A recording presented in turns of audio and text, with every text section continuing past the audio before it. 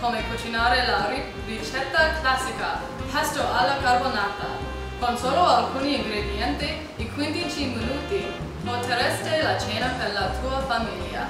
Ciao!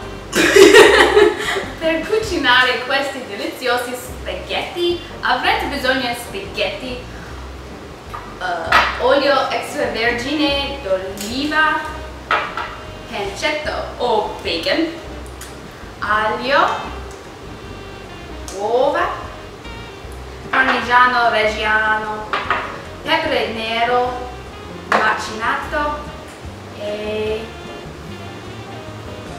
prezzemolo.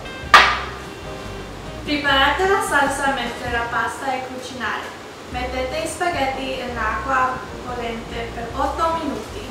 Ricordate, il popolo italiano preferiscono la pasta al dente. Al dente significa che la pasta è un po' gommoso, non freddicchio. Ew!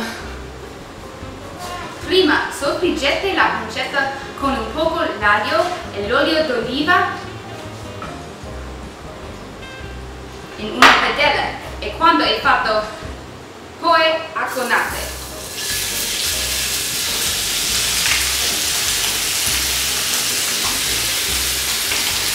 Citate più l'aglio per aggiungere per mescolare.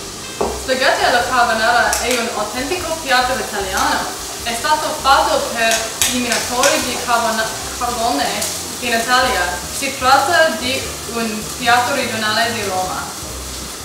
Quando la pasta è cucinata, la aggiungete alla pancetta in una padella.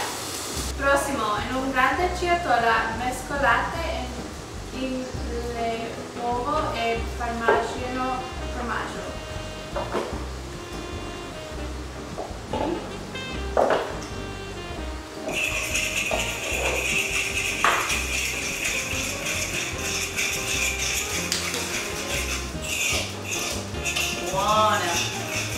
Scolate la pasta e aggiungete alla grande ciotola. Mescolate il tutto nella ciotola. Spruzzate con il prezzemolo. Servite sul bel piatto. Questo è tutto. Una volta che gli spaghetti è finita. Buon appetito!